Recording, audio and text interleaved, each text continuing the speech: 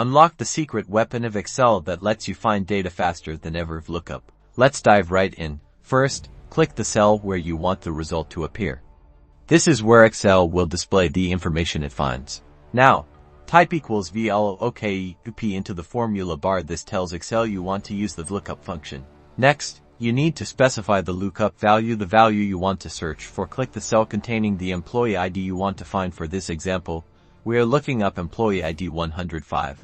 Now, select the table where your data is stored. Be sure to include the column with the employee IDs and the column containing the information you want to retrieve.